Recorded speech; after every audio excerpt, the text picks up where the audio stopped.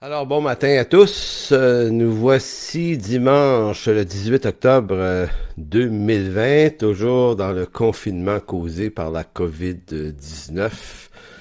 Donc, une des réalités qui devrait surgir à notre regard dans cette pandémie, c'est que l'Église n'est pas empêchée d'être l'Église malgré tout ça.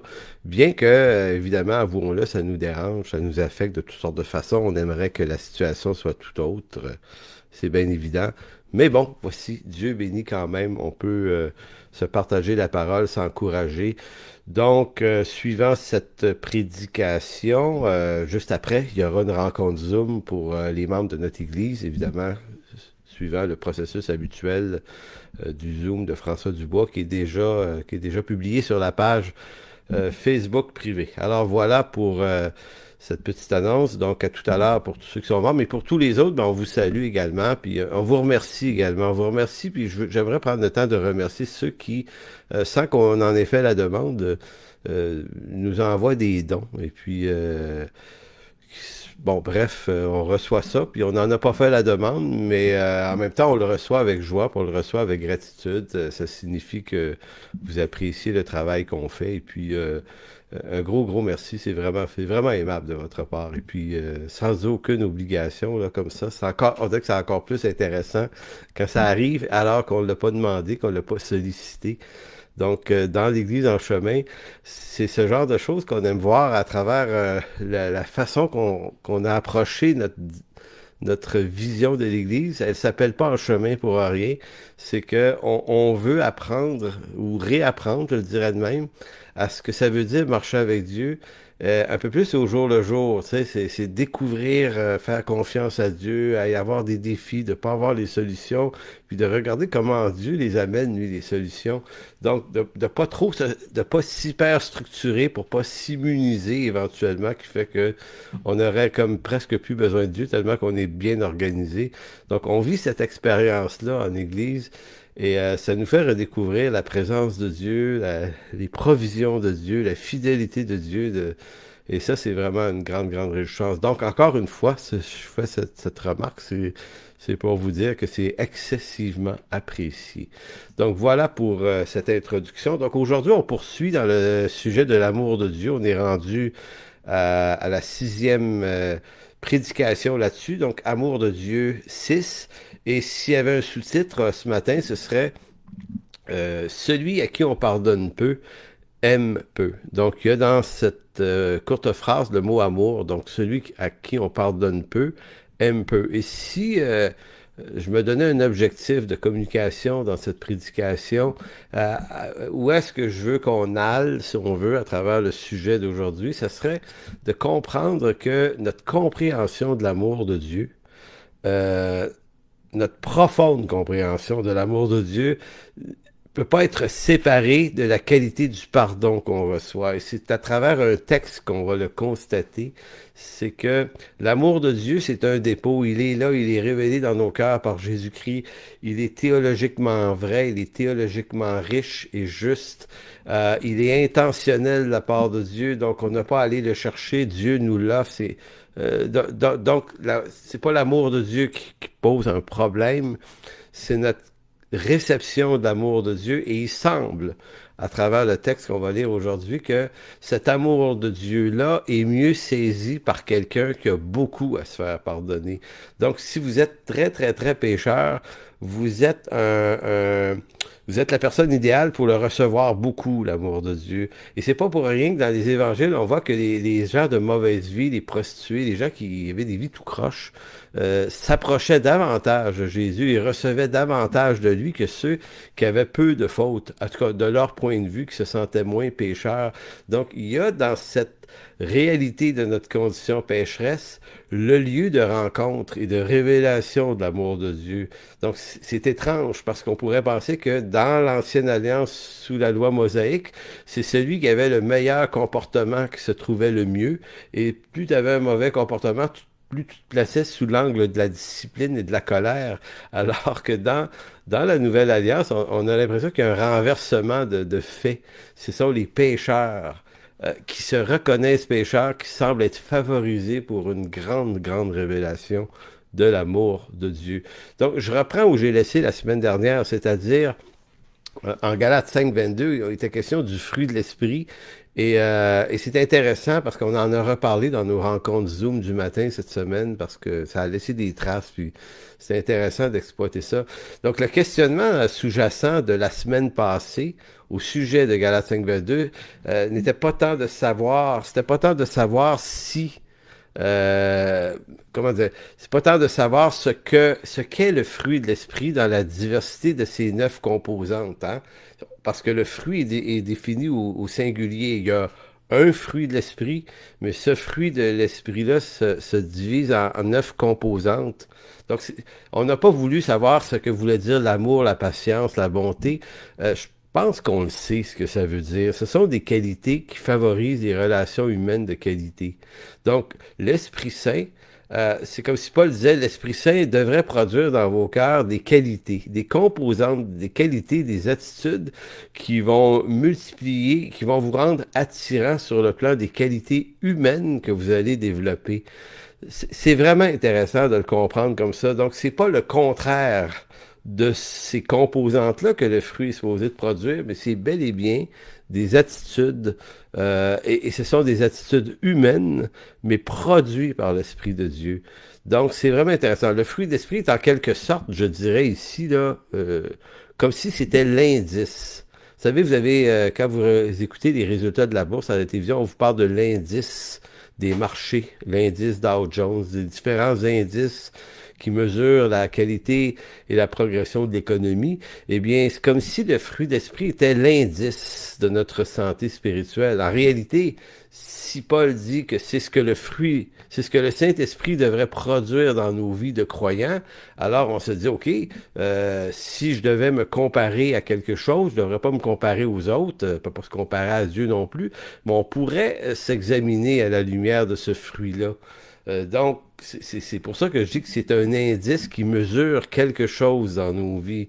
Maintenant, ça peut paraître décourageant, finalement, quand on se mesure. Et là, c'est de ce découragement-là qu'on a peur. On se dit, oh non, non, j'aime mieux pas trop faire l'exercice, j'ai peur de voir des choses affreuses et je vais me sentir coupable. Mais moi, je nous lance le défi aujourd'hui de quand même plonger là avec courage, non pas en vue de notre découragement, mais peut-être qu'on va saisir une force d'encouragement malgré ce qu'on pourrait voir d'affreux, parce que si je suis en train de nous dire que l'amour de Dieu est révélé dans nos cœurs par le Saint-Esprit qui nous a été donné, s'il est révélé dans les profondeurs de nos ténèbres, alors si vous voulez connaître, si je veux connaître mieux, saisir davantage l'amour de Dieu pour moi, ben c'est dans les profondeurs de mes ténèbres qui semble que je le rencontre là, parce que grâce, bonté et amour de Dieu me sont offerts en fonction aussi de la personne que je suis, mais du pécheur profond que je suis aussi. Donc, si je refuse d'aller visiter ça dans ma vie, ben, c'est comme si je refusais de me rendre là où l'amour de Dieu va me rencontrer. Bien que je sais que l'amour de Dieu nous est déjà révélé par le Saint-Esprit qui nous a été donné, nous, on préfère avoir cette prière souvent, Seigneur, remplis-moi de ton amour. Tu sais, en d'autres mots, je veux pas savoir sur moi, je veux pas comprendre où ta grâce ou travaille dans ma vie. Je veux juste que tu me donnes pas des yeux pour voir ce que je devrais voir, où ta grâce agit. Je veux juste rien voir, mais recevoir les bénéfices de ton amour, être rempli de ton esprit, être rempli de ton amour. Donc, on demande toujours au Seigneur du remplissage. Rempli, rempli, rempli, rempli, mais on réalise pas qu'on le reçoit pas parce qu'on demande mal. Et j'aime cette affirmation de Jacques dans sa lettre où il va dire, on reçoit pas parce qu'on demande mal, puis on demande pour satisfaire nos passions, nos désirs.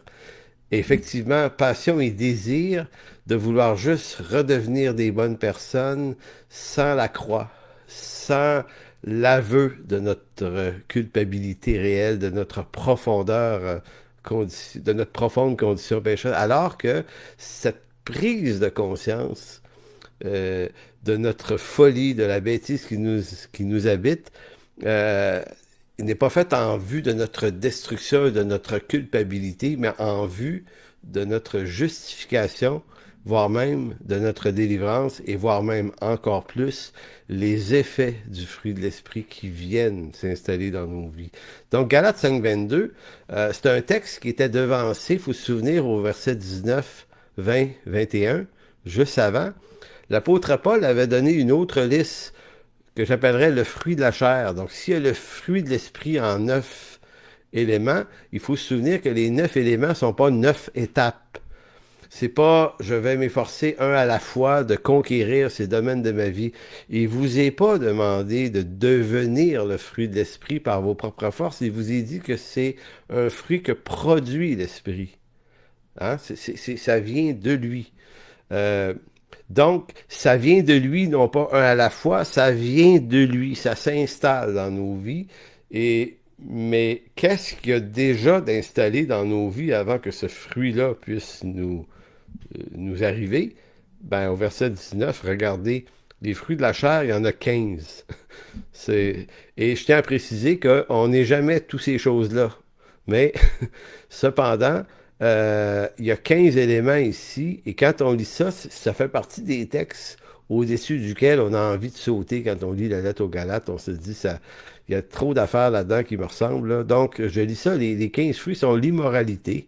C'est la version sommaire ici. L'immoralité, les pratiques dégradantes, la débauche, l'adoration des idoles, la magie, les haines, les querelles, les jalousies, les excès de colère, les rivalités, les dissensions, les divisions, l'envie, l'ivrognerie, les orgies et autres choses de ce genre. C'est c'est le péché dans sa description universelle ici. On s'entend, Paul regarde ce que le péché produit sur l'ensemble de la race humaine. Donc personne est tout ça en même temps. Mais en même temps, on se reconnaît quelque part là-dedans. Et c'est pour ça que j'expliquais la semaine dernière et la semaine d'avant que toute la question des haines, des querelles, des jalousies, des colères, des rivalités, toutes ces grandes questions-là, ça c'est un examen intéressant parce que si on se retrouve entouré de personnes que nos vies, le genre qu'on a, ça fait le vide un peu autour de nous, on doit arrêter de se dire que c'est pas les autres qui sont nécessairement méchants, c'est peut-être nous autres qui avons un problème aussi. Donc, il faut aller visiter ça dans nos vies, puis le vivre avec Dieu, puis prendre conscience de cette réalité caractérielle qui est la nôtre en vue de dire, ben Seigneur, moi, je veux avoir des relations humaines de qualité et tu me les proposes par ton fruit de l'esprit. Donc, allons visiter ça. Donc, la question qui tue ici, parce qu'il y a vraiment une question qui tue lorsqu'on lit les versets 19, 20, 21, le fruit de la chair, il dit, pourquoi, après tant d'années de vie chrétienne, ma vie ressemble davantage à la liste des défauts produits par la chair? Bon, ressemble davantage à ça qu'aux qualités que produit l'esprit. Euh, Pour être pasteur depuis longtemps, je me la suis posé souvent la question, et j'ai entendu des centaines de fois avoir cette discussion avec des croyants puis, qui viennent te voir parce qu'ils sont troublés effectivement par cette chose-là. Puis on se dit, ouais, c'est quoi? Il me semble que... Et là, on dit, il me semble que la vie de l'esprit n'est pas très, très vivante en moi. Puis je suis certain que vous vous êtes dit ça, vous autres aussi. Ça fait longtemps que vous êtes sauvés. On a des crises existentielles quelquefois. On se dit, il me semble que la présence de Dieu, puis la vie de l'esprit n'est pas en moi. Puis là, je parle pas d'émotion quelconque de la chose. Je parle d'une réalité vivante, du Dieu vivant. Pas une invention de soi-même, mais une réalité de Dieu dans nos vies. Il me semble qu'on se la souhaite tout le monde, puis c'est peut-être très très sain de se la souhaiter, mais en même temps, on se dit, bon, c'est pas encore arrivé, donc pourquoi Dieu me la donne pas? Pourquoi Dieu m'accorde pas ces bienfaits? Donc, j'ai une réponse ici, mais c'est une réponse qui est à la fois, je le dirais comme ça, une hypothèse, parce que je sais que c'est très complexe cette question-là, puis je prétends pas y répondre avec tant de facilité par la réponse que je vous donne ici, là, mais voici. Probablement que c'est parce que je refuse de descendre dans les bas-fonds de mon cœur pour constater ma réalité pécheresse. Donc, ça m'est plus facile de regarder la faiblesse des autres. C'est juste un angle de réponse. C'est-à-dire que, comme dans l'histoire qu'on va lire dans Luc 7 dans quelques instants, on va se rendre compte que c'est plus facile d'avoir le regard sur la faiblesse des autres, et pendant qu'on constate et qu'on analyse la faiblesse des autres, eh bien, on n'est pas préoccupé par une prise de conscience de soi. Alors que si on était plus conscient de notre condition pécheresse, du malheur qui nous habite, recevant par le même fait le fruit de l'esprit produit par l'esprit, ben notre regard sur l'autre pourrait changer. Non pas qu'on le verrait plus pécheur, mais notre regard serait moins un jugement qu'une compassion pour le pécheur. Et c'est vraiment ce que l'histoire qu'on va lire dans quelques instants vient vraiment nous révéler. Le regard qu'on a sur l'autre est aussi un indice de la réalité spirituelle qui nous habite. Si notre regard sur l'autre n'est que jugement, critique, qui favorise à publier les fautes, les faiblesses, je dis de l'autre, mais des autres, de la société. On est toujours en train de ne voir que ça. Ben, on est en train de dire qu'on n'est pas en train de se voir soi-même. Donc, on esquive notre réalité pécheresse et c'est à notre perte. Alors que celui qui a visité les catacombes, les ossements, la bêtise, la folie qui habite son propre cœur, le sait que le monde est perdu, le sait que les autres sont pécheurs, mais il entre dans une compassion pour ses semblables. Il comprend ce que c'est que d'être un pécheur, donc il va devenir une main aidante, un cœur aimant pour l'autre. Et c'est un amour qu'on ne produit pas soi-même s'il n'est pas le fruit de la grâce de Dieu dans nos vies. Donc, je terminerai juste cette introduction avant de lire Luc 7, Luc chapitre 7. Juste avant, je disais ceci: de grâce, puisque l'intention de Dieu est clairement dite en ce texte de Galates 5, verset 22, c'est-à-dire puisque c'est affirmé, et que Paul nous dit l'intention de Dieu, c'est de vous équiper de ce fruit, et ce, bien que nous soyons pécheurs, eh bien, cessons de croire que nous sommes cependant trop pécheurs, trop perdus, trop pourris pour que Dieu puisse faire quelque chose de bon, de bien et d'aimable dans nos vies et par nos vies. Et je crois que c'est là qu'ici, il y a un frein. Puisqu'on est tellement pécheurs, ça devient notre explication, notre justification pour qu'il ne se passe rien. Et là, on se met à se dire, ben, de toute façon, il n'y a rien de bon en moi. Et en fait, c'est vrai, hein, c'est théologiquement vrai qu'on est complètement perdu, que nos cœurs sont corrompus. Donc, je ne suis pas en train de dire le contraire. Nous sommes toute cette corruption. Cependant, il y a une lumière qui brille dans les profondeurs de cette corruption qui s'appelle Christ, qui, dans cette profondeur de corruption et de noirceur, dit, moi là, je m'installe ici dans ta vie. Je m'installe ici et je vais faire rayonner autre chose. Le fruit de l'esprit. Je vais faire rayonner là, dans ton cœur l'amour, la joie, la paix, la patience, l'amabilité, la bonté, la fidélité, la douceur, la maîtrise de soi. Voici ce que je vais faire dans ta vie. Voici ce que je veux faire. Donc, on doit partir non pas de ce qu'on pense de soi seulement, mais il faut partir notre vie avec Dieu de l'intention de Dieu. Son intention, c'est de faire une différence. Donc, c'est pour ça qu'on ne peut pas perpétuellement se dire « Non, ça ne peut pas marcher dans ma vie, je suis trop pourri, il n'y a rien à faire avec moi. Moi, je ne peux rien faire avec moi. » Mais Christ a l'intention de faire quelque chose avec moi, et ma foi doit s'attacher à l'intention de Dieu et non pas à mon regard négatif de moi-même. Et c'est ça qui fait toute la différence, parce qu'au bout de l'affaire, je vais vivre et entrer de plus en plus dans la réalité de la vie, des choses que Dieu m'a promises, et non pas de mon rejet des choses que Dieu promet. Donc, pour illustrer toute cette idée que je viens de vous partager en introduction, je vous demanderai de tourner dans Luc chapitre 7, versets 36 à 49. Et la prédication va se concentrer sur cet unique texte ce matin parce qu'il est assez long. Il est en lui-même, il contient tout ce qui est intéressant de comprendre. Et là, on parle d'une lecture très attentive. Il y a des détails dans ce texte-là qui, ma foi, ne devraient pas échapper à notre attention, si on veut. Donc, Luc 7, 36, 49. Et si on donnait un titre à ce texte, ça serait celui à qui on pardonne peu, aime peu. Parce que c'est à peu près, en gros, la conclusion que Jésus va donner au bout de l'histoire. Donc, au verset 36, un pharisien invita Jésus à manger. Jésus se rendit chez lui et se mit à table.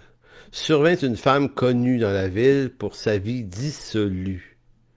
Comme elle avait appris que Jésus mangeait chez le pharisien, elle avait apporté un flacon d'albâtre rempli de parfum. Parenthèse ici, c'est assez intéressant que cette femme-là a la hardiesse, malgré qu'elle se sait jugée par le pharisien. Euh, comment vous dire, j'essaie d'imaginer la scène que elle n'attend pas d'obtenir une invitation, là. Comprenez-vous, là? Elle est très intentionnelle en se disant, Jésus est dans cette maison, je vais passer par-dessus la clôture du jardin s'il faut pour me rendre là, je dois voir ce Jésus. Il faut que j'aille voir ce Jésus. Puis c'est comme si elle n'est plus en train de se dire que ceux qui habitent la maison, un pharisien, sa famille, normalement la jugent et la rejettent elle. Je trouve juste ça amusant de voir la spontanéité de cette femme qui se sait aimer de Jésus et à quel point cet amour de Dieu la rend comme, comment vous dire, ça la place dans une espèce d'inconscience de ce que les gens pensent d'elle. En tout cas, c'est un petit ajout que je fais, mais ça me semble tenir sur ce genre d'hypothèse, cette attitude qu'elle a. Donc, verset 38, elle se tint derrière lui, à ses pieds. Elle pleurait. Elle se mit à mouiller de ses larmes les pieds de Jésus. Alors, elle les essuya avec ses cheveux en les embrassant. Un peu comme si malaise. Je pleure, puis ça tombe sur lui. C'est comme oh, excuse, puis là, elle trouve rien pour essuyer les pieds. Elle pogne sa couette, puis elle frotte les pieds. Euh, Voyez-vous, c'est amusant. C'est amusant de voir un pécheur dans tout son malaise, dans toute sa, comment vous dire, son manque de savoir bien faire les choses, tu sais, mais elle est là quand même. Puis ça devrait nous en dire long sur notre vie de prière, sur notre communion avec Dieu, comme quoi c'est pas dans la perfection d'un lexique bien assuré qu'on va faire les meilleures prières au Seigneur. On peut arriver là, avec tout ce qu'on est, là, qui marche pas bien, là, qui fonctionne pas bien, on n'a pas les bons mots pour le dire, puis c'est pas grave. Le Seigneur semble apprécier beaucoup plus la communion avec cette femme-là que la communion avec le riche pharisien qui, lui, aurait des choses théologiquement beaucoup plus musclées à lui lancer. Voyez-vous, l'échange pourrait être beaucoup plus riche avec lui, mais ça l'amuse pas, l'échange avec ce pharisien-là. Jésus est hermétique aux faux semblants. C'est pour ça que je vous dis, on aime beaucoup la théologie. Moi, j'apprécie beaucoup la théologie. Puis des fois, je réfléchis à que ma vie sera pas bâtie sur simplement un frame théologique et des questions, de la maîtrise de grandes questions savantes. C'est comme si, aussi riche que soit le savoir, aussi grande peut être ma faillite, si ça devient mon vêtement de justice que cette affaire-là. Donc, tout ça pour dire que verset 39, en voyant cela, ben évidemment, il ne peut pas manquer le show, le pharisien. Il disait, en voyant ça, le pharisien qui l'avait invité s'est dit, oh, si cet homme était vraiment un prophète, il saurait quelle est cette femme qui le touche, que c'est quelqu'un qui mène une vie de débauche. Vous voyez tout de suite dans la remarque du pharisien, vous voyez tout de suite exactement qui il est. Il n'y a pas de compassion pour cette femme-là. Il n'y a rien de bon pour elle, lui. C'est comme... c'est quelqu'un qui est trop dans la place. Et Jésus devrait franchement s'en rendre compte, parce que là, nous autres, on avait un rendez-vous important, moi puis Jésus, puis là, moi, j'ai des grandes questions à jaser avec lui. Et puis voici que cette personne vient perturber notre repas, puis moi, je m'en rends compte, hein? Moi, le pharisien, je le vois bien, là, que je sais c'est qui, mais il dit, ça serait bien qu'il s'en rende compte, lui aussi, là, que c'est franchement dérangeant, puis s'il est vraiment un prophète, en plus, il devrait avoir les deux antennes pour être capable de comprendre de quelle sorte de madame il s'agit, puis on se tient loin de ça, nous, évidemment, les saintes personnes que nous sommes. C'est à peu près, là, en exagération, grossièrement, ce qu'on pourrait paraphraser de l'attitude de l'homme. Donc, ce pharisien, et là, petit commentaire, ce pharisien, au fond, est aveuglé de sa condition méchante par l'existence de cette femme. Ce que j'essaie de dire ici, ce qui fait qu'il est un pharisien à la hauteur du pharisaïsme qu'il est à Jérusalem il y a 2000 ans, c'est justement parce qu'existe ce genre de femme-là. En d'autres mots, ce qui donne de la hauteur aux pharisiens ou à l'attitude du pharisien, c'est la bassesse des pécheurs. Ils sont pharisiens, ils sont hauts, ils sont grands, ils sont saints, ils sont glorieux en fonction de la distance qui les sépare des pécheurs. Si on enlevait les pécheurs de là, leur regard sur eux-mêmes pourrait changer. Donc ce pharisien est aveuglé de sa condition méchante parce qu'il existe de telles femmes. Cependant, sa réussite à lui ne dépend pas du fruit de l'esprit, mais de sa conviction qu'il est une bien meilleure personne qu'elle. Donc, si lui, là, manifeste une certaine hauteur de sainteté, de pureté, parce qu'il suit la loi rigoureusement, c'est pas un méchant monsieur, là, ce gars-là, en passant, c'est un pharisien, c'est des hommes qui avaient des vies propres, des vies pures, des vies normales puis équilibrées. Donc, faut pas le voir comme plus hypocrite qu'il est. Il est l'homme de la réussite, comme dirait Dietrich Bonhoeffer. C'est celui qui réussit. Donc, mais sa réussite à lui, davantage le fruit d'une immense discipline religieuse que d'un fruit de l'esprit. Or, ce que Paul nous propose dans Galates 5, 22, c'est pas une vie meilleure par soi-même, mais c'est une vie meilleure par le fruit de l'esprit. Donc, vous voyez, on peut, pardon, on peut l'atteindre, cette vie meilleure, sans que ça soit forcément le fruit de l'esprit. Maintenant, comment on le sait qu'on l'a atteint par soi-même et non pas par le fruit de l'esprit? Ben, ça se montre par le regard qu'on a sur les gens. Le regard de compassion ou le regard de jugement et de rejet. Tout est là. Euh, comme lui, nous croyons réussir nos vies parce qu'il y a pire que nous autour de nous. Si la réussite résultait du fruit de l'esprit, cet homme, comme nous-mêmes, aurions manifesté un peu plus de bonté envers cette femme. Donc, en réalité, cet homme ne peut pas lui manifester de la bonté parce qu'il ne la possède pas, cette bonté. Donc, le fruit de l'esprit, l'amour, la bonté, l'amabilité, sont des qualités qui sont étrangères à sa culture religieuse. Donc, lui est toujours en mode correctif. Tu sais, il est toujours en train de corriger ce qui lui apparaît comme des erreurs des autres. C'est toujours ça qu'il regarde. Donc, il n'est pas capable d'en laisser passer. Il n'est pas capable de juste aimer, d'encourager. Il faut qu'il juge, puis qu'il mette toujours en lumière ce qui est la faiblesse de l'autre. C'est ça le problème ici.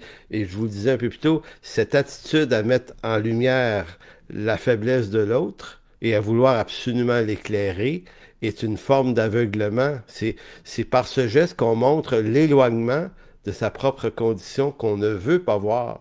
Donc, en regardant la faiblesse de l'autre, on n'est pas exposé à sa propre faiblesse. Et la faiblesse de l'autre nous aide à s'élever au-dessus. Verset 40. Donc, après que le pharisien ait dit tout ça, hein, si cet homme est prophète, il saurait de quel genre de personne il s'agit.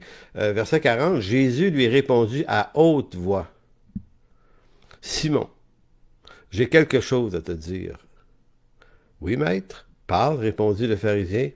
Il dit, il était une fois un prêteur à qui deux hommes devaient de l'argent. Le premier devait 500 pièces d'argent, le second 50. Comme ni l'un ni l'autre n'avaient de quoi rembourser leurs dettes, il fit cadeau à tous deux de ce qu'ils lui devaient. À ton avis, lequel des deux l'aimera le plus? C'est intéressant. Hein? Deux dettes. Un qui doit 500 dollars, l'autre qui en doit 50. Mettons que c'est ça, là. Lequel va apprécier le plus qu'on efface la dette? Bon, Simon répondit, je suppose, je suppose, auquel il aura remis la plus grosse dette. Voilà qui est bien jugé, lui dit Jésus. Et là, remarquez que son jugement est faux, à ce pharisien-là, mais que son explication, sa réponse, en d'autres mots, j'ai envie de dire, sa théologie de la chose est parfaitement juste. Donc, le pharisien connaît la bonne réponse. Il n'est pas bête. Théologiquement, nous connaissons, comme lui, toutes les bonnes réponses. Mais connaître les bonnes réponses, c'est pas une démonstration du fruit de l'esprit. C'est là que c'est troublant. Donc, le fruit de l'esprit ne veut pas nous conduire à des exactitudes qui nous amènent à maîtriser absolument la bonne réponse toujours à dire, mais le fruit d'esprit nous amène ailleurs. Puis là, je suis pas en train de dire que c'est pas utile de connaître les bonnes réponses puis avoir une bonne théologie. Comprenons pas. Je suis en train de dire que posséder une bonne théologie, si ça s'accompagne du fruit de l'esprit, ça va faire de nous des gens beaucoup plus aimables que des gens qui ont toujours un caractère, je dirais, correctif ou un regard oblique qui veut toujours juger et montrer la faiblesse de l'autre. Donc notre théologie ne nous sert plus à ça. Elle nous sert à apprécier les vérités de Dieu, elle nous sert à en parler, mais elle ne devient pas une arme de soi contre l'autre. Mais ça, Simon le pharisien ici, lui, est pas capable d'habiter ce lieu parce que ce qu'il a acquis vient forcément pas d'une œuvre de l'Esprit de Dieu, mais une œuvre de lui-même, de ses réussites. Et souvent, les réussites s'accompagnent de, de conditions gagnantes. T'es né dans un bon pays, dans une bonne famille, t'as eu des bons parents, une bonne éducation, on t'a placé au bon collège, on t'a placé dans les bonnes institutions et finalement, t'as hérité des meilleures conditions de vie pour devenir une bonne personne, ce qui est une excellente chose. On aime mieux ça qu'être une mauvaise personne d'emblée, mais sauf que cette excellente démarche produit pas le fruit d'esprit. Et ce que ça veut montrer, c'est pas que la bonne démarche n'est pas une bonne chose, puis pas une bonne idée à poursuivre. Poursuivons-la pour nous-mêmes puis nos enfants. Mais on ne doit pas s'attendre de cette bonne démarche quelque chose qui va produire le fruit que seul seul l'esprit peut produire. Verset 44, Jésus reprend la parole, il dit, puis se tournant vers la femme, parce qu'il s'était d'abord tourné vers le pharisien, hein, au verset 40, mais là il se tourne vers la femme. Il reprit, tu vois cette femme, Simon, eh bien, quand je suis entré dans ta maison, tu ne m'as pas apporté d'eau pour me laver les pieds.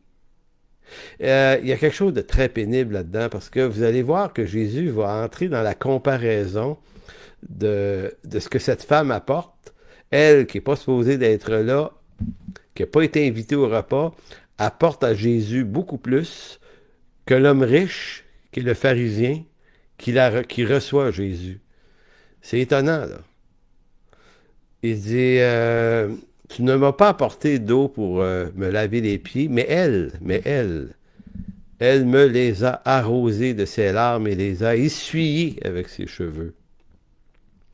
Tu ne m'as pas accueilli en m'embrassant non plus, Simon. Je rajoute le non plus, Simon, là, c'est traduction personnelle. Mais elle, depuis que je suis entré, n'a cessé de couvrir mes pieds de baisers. Tu n'as pas versé d'huile et pour parfumer ma tête, mais elle a versé du parfum sur mes pieds. J'arrête ici parce que dans un autre évangile, le vase de parfum était, dit-on, c'était le salaire d'un an de travail, c'était un vase d'albâtre, un art de très, très grand prix. Euh, donc, elle qui est profondément plus pauvre, moralement, spirituellement, théologiquement, financièrement, plus pauvre en réputation, plus pauvre de plein de choses, amène à Jésus des richesses plus grandes que l'homme plus riche, plus capable, plus équipé. Voyez-vous l'espèce de comment on va dire, ce qui s'oppose ici dans cette histoire. Euh, et au fond, chacun a amené à Jésus la valeur qu'il accordait à Jésus. Donc cet homme-là, en donnant même pas d'eau, là, ni d'huile, ni rien, ben, il est en train de dire que Jésus a absolument rien de précieux qui mérite qu'on se dérange. Je l'invite là, pour jaser avec lui là, des questions théologiques, là, mais j'ai pas envers lui une dévotion. Là. Je gaspillerai pas mon argent pour lui là, quand même. Là. Alors qu'elle, elle va tout dépenser ce qu'elle a, et par ceci, on comprend elle est dans la, si on veut, l'image ou la parabole mentionnée plus tôt des deux hommes qui avaient beaucoup de richesses, l'un à qui on remis beaucoup plus que l'autre. Remise de dette. Et le pharisien avait pourtant théologiquement très bien compris, c'est même pas théologique, là, c'est juste de l'humanité normale. Celui à qui on remet une énorme dette va beaucoup plus aimer et apprécier la remise de sa dette que celui qui en devait moins. Donc Jésus est en train de lui dire, ben regarde, c'est ça qu'on vient de vivre, mon cher Simon. Cette femme-là est en train de manifester, non pas simplement de la générosité naturelle, tu sais, dire, ah, on est une bonne personne, j'ai toujours pensé de même. Tu sais, des fois, j'entends beaucoup même des croyants dire, ah oui, oui, oui, je suis d'accord avec ça. Moi, je suis tellement bon. Arrêtons de dire des affaires de même. Quand on le dit de soi-même trop, ben, c'est presque troublant. Voyez-vous, cette femme-là, là, elle ne dit rien d'elle-même. Elle ne dit pas, oui, oui, moi, je suis généreuse de même. Non, non, non. Quand tu es dans la conscience de ta faiblesse, de ta pauvreté, tu exprimes moins que celui qui se croit riche de ces bontés-là, mais qui en réalité en est complètement pauvre. Donc le prix que l'on paie pour Jésus est aussi un indice de la valeur qu'on attribue à sa grâce et à son amour à notre égard. Si j'ai été beaucoup pardonné de lui, euh, ça ne me met pas en dette envers Jésus. Cette femme-là lui devait pas ce vase de parfum qu'elle a versé. Jésus lui a jamais demandé, je t'ai tellement aimé, puis je t'ai tellement pardonné, maintenant, fais des grandes choses pour moi. C'est pas comme ça que ça se passe. Bon, il ne s'agit pas de manipuler les gens. Si vous aimez Jésus, vous allez donner. C'est pas un commandement, c'est pas ça, c'est pas comme ça qu'on doit se le dire. C'est quelque chose qui va venir. Personne lui a demandé de faire ça, cette femme-là.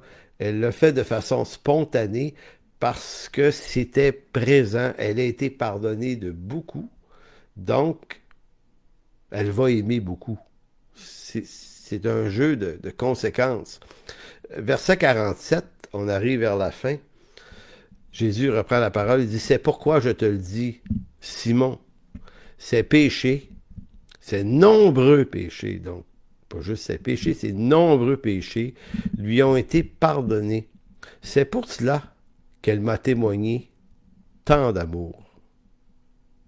Donc, ne m'a pas témoigné tant d'amour parce qu'il y a tant d'amour que ça dans son cœur, mais elle m'a témoigné tant d'amour parce qu'elle a eu beaucoup de choses à se faire pardonner. Et au fond, Jésus est la manifestation du pardon de Dieu.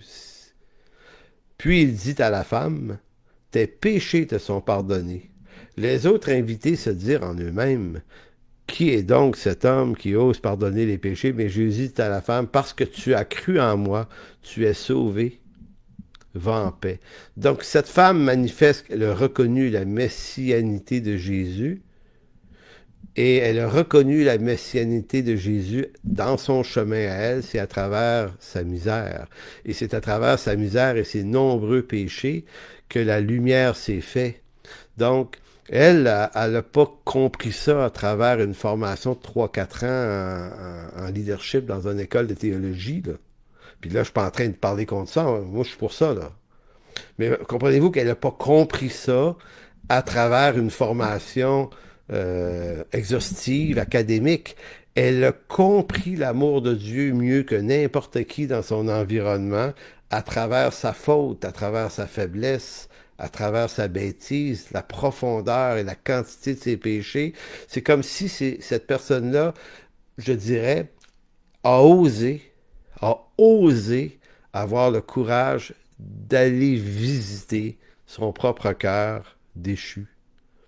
Et la réussite spirituelle, elle est dans cette visite-là.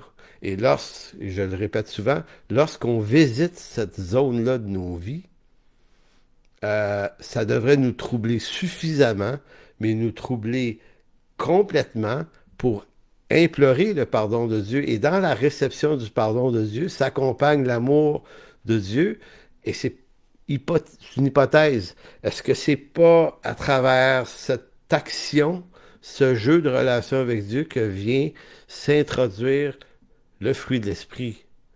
Donc, le fruit de l'esprit de Galates 5.22 n'est pas un travail d'étape dans nos vies, c'est la richesse de la vie de Christ qui vient s'installer dans mon cœur parce que je sais qui je suis, un pécheur.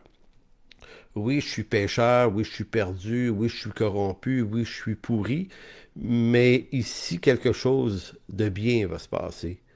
Donc, je ne m'excuse pas à rester là. Cette femme-là a manifesté en cette journée-là, à l'égard de Dieu et de ses semblables, des actes d'une bien plus grande bonté d'un homme, Simon, qui était probablement beaucoup plus qualifié qu'elle et équipé qu'elle pour en faire la manifestation. Donc, il y a une grande, grande, grande leçon, puis si encore là, je pouvais nous donner une exhortation, puis je la donne à moi-même, c'est cessons de fuir notre réalité. Saisissons la bonté de Dieu et la bonté, l'amour, la grâce de Dieu pour le pécheur soi-même. Les autres, c'est leur problème à eux. Mais notre bonté, notre réalité supérieure, ce que Dieu veut faire de bon ne doit pas se faire en dépit de ceux qui le sont moins. Donc, j'ai pas à être un pharisien, à devenir pharisien par rapport à la faiblesse de celui qui s'en éloigne le plus possible moralement et humainement.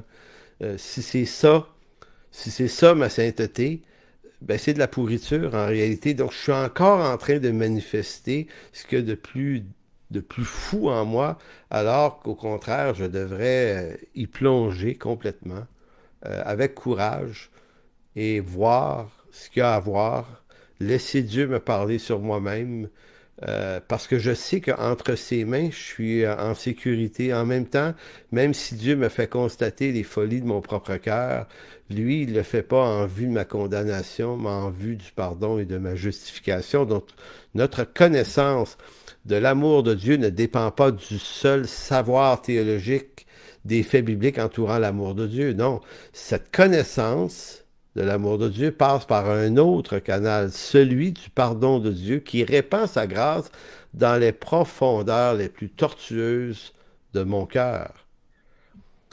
Nous demandons souvent à Dieu de nous remplir de son esprit, de nous rendre plus saints, de nous donner le fruit d'esprit, de nous revêtir de puissance, mais nous demandons ces saintes et bonnes choses, mais en réalité non en vue de sa gloire, mais en vue de la nôtre. On veut devenir bon, puis on est en train de dire, donne-moi-là ces choses-là, ça gare. Ça veut dire, ouais, mais on va aller visiter tes sous-bassements. Non, non, non, non, ça va pas là, hey, pas beau, là. Donne-moi-les quand même, ces revêtements-là, ces vêtements-là, parce que moi, tu sais, j'ai un bon témoignage à livrer, puis je veux que les gens me trouvent bon dans mon église, puis je veux que tout le monde me trouve super, puis je suis écœuré d'être honteux, gênant comme ça, puis donne-moi ce qu'il faut pour que j'aille pas à prendre conscience de ma folie. Donc, c'est comme si on voulait ces vêtements-là, hein? La puissance de l'esprit, les fruits de l'esprit, tout ça, là. On voulait ça comme Adam le voulait en Éden après le péché. Il s'est couvert de, de, de voyons, de plure, là, voyons, j'ai oublié, en tout cas, il s'est couvert d'un vêtement de justice qui n'était pas le vêtement de justice de Dieu. Donc, il a voulu cacher sa honte. Donc, notre connaissance réelle de l'amour de Dieu est une réalité de l'esprit, devrait être une réalité d'esprit, mais aussi une expérience qui passe par la prise de conscience que cet amour veut aimer le moi réel. Le moi, elle veut aimer le moi suprêmement pécheur, ce moi réel qui se cache derrière l'idole du moi amélioré. Donc j'aimerais, dans la même mesure que j'ai accepté d'être aimé de Dieu, donc plutôt que de vouloir le saisir par l'amour et le pardon de Dieu, je veux profiter de ces vêtements-là pour m'améliorer et me sentir mériter l'amour de Dieu. Je le dirais comme ça. Donc, le fruit de l'esprit de Galates 5.22 n'est pas un vêtement de justice propre pour couvrir ma honte. Et ça, c'est vraiment important, ce point-là. Donc, le fruit de Galates 5.22 n'est pas un vêtement de justice pour couvrir ma honte. Il est le vêtement de Christ qui manifeste l'acte de justification de l'homme pécheur dont je suis l'objet. Donc, c'est pas un vêtement de justice pour me rendre meilleur, c'est le vêtement de la justice de Christ pour me faire vivre dans une nouvelle création en lui. C'est une autre chose. J'ai composé un texte et je m'en viens vers la conclusion, là, à travers la lecture de ce texte. C'est un texte que j'ai composé avec un petit brin de poésie dedans. Je voulais le faire bien, ce texte-là, puis je voulais me donner la peine de bien le travailler pour montrer une idée toute simple sur l'amour de Dieu. Et ça va comme ceci. L'amour, au fond, l'amour est comme une rivière. Elle en donne autant en aval qu'elle en reçoit en amont. Tout comme la rivière n'invente pas l'eau, qui de ses flots arrose les berges qui l'accompagnent.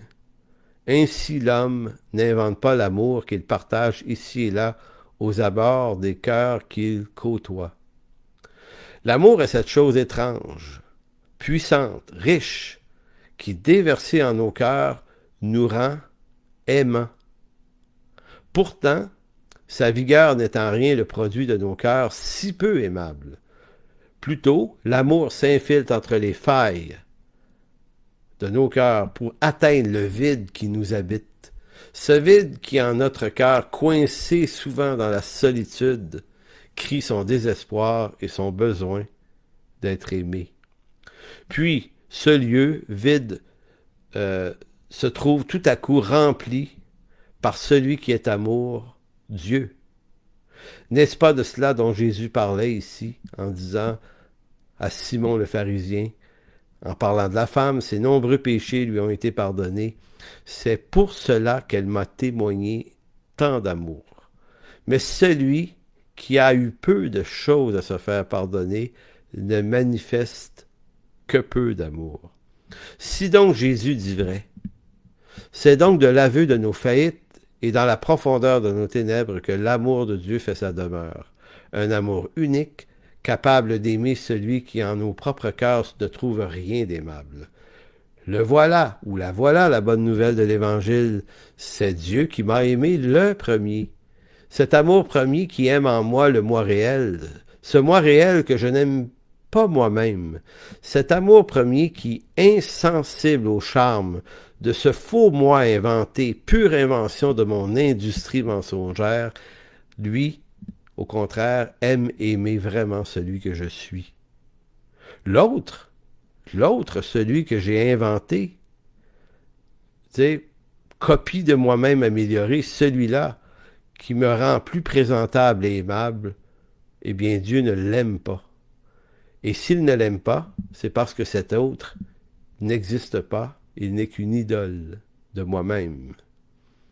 Conclusion. Oh oui, qu'elle est bonne, cette bonne nouvelle d'un Dieu qui nous a aimés, le premier. En conclusion, en entendant cette phrase,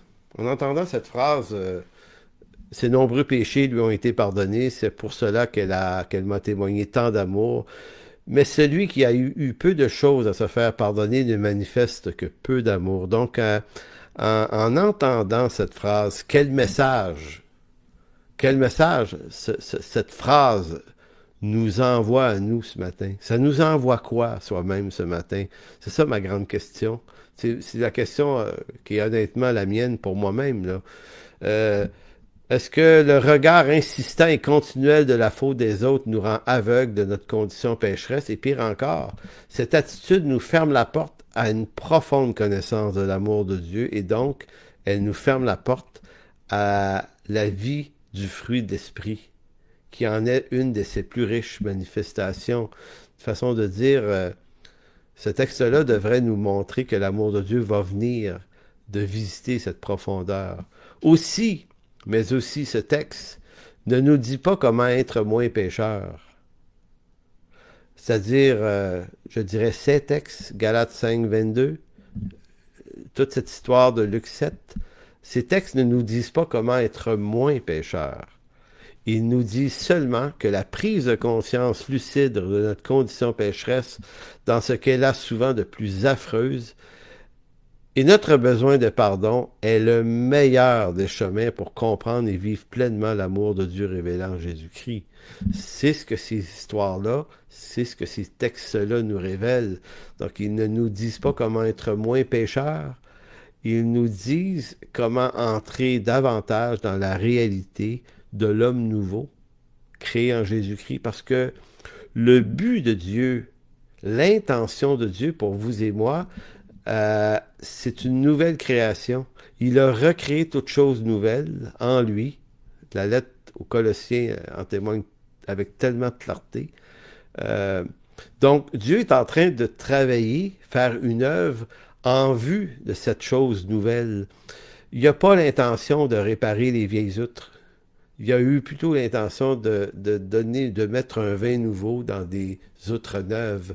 Et notre attention devrait être portée de ce côté-là. Et en question de quoi, cette femme qui avait rien pour elle était, comme on pourrait dire, plus avancée dans le processus qu'un Simon le pharisien mieux équipé que elle théologiquement pour y arriver. Et c'est là une partie du drame de nos vies. Comment on va laisser le Seigneur éclairer nos cœurs. Alors, merci Seigneur de bénir abondamment. Merci de bénir cette journée. Merci pour ta bonté, merci pour ta fidélité. Seigneur, ma prière est évidemment, c'est évidemment ce matin, Seigneur, que tu nous laisses pas nous échapper de ce courage nécessaire qui est d'affronter ce qui se passe réellement dans nos cœurs. Affronter ça avec courage parce que Seigneur, toi, tu es présent dans ces lieux, dans nos cœurs. Tu es là, Seigneur. Tu nous attends à ce lieu. C'est le rendez-vous qu'on a, c'est dans les profondeurs de nos cœurs, parce que c'est aussi dans ces lieux profonds que tu veux opérer délivrance et guérison et prodiguer, Seigneur, une quantité de ta bonté, de ton amour, de ta grâce qui relève et qui produit dans nos cœurs des fruits nouveaux en vue de l'homme nouveau. Alors merci Seigneur de bénir le reste de cette journée. Merci de bénir cette semaine dans ton précieux nom Jésus. Amen. Donc, grand merci à tous d'avoir pris ce moment ce matin avec nous ici, l'Église en chemin pour la prédication. Maintenant, on se laisse là-dessus et dans quelques minutes, pour ceux qui sont les membres de notre Église en chemin, ben sur la page privée, vous trouverez le lien qui vous permet de vous rendre dans le groupe Zoom qui va commencer et animé par Guy Gravel dans les minutes qui vont suivre. Alors, d'ici la prochaine semaine, portez-vous bien.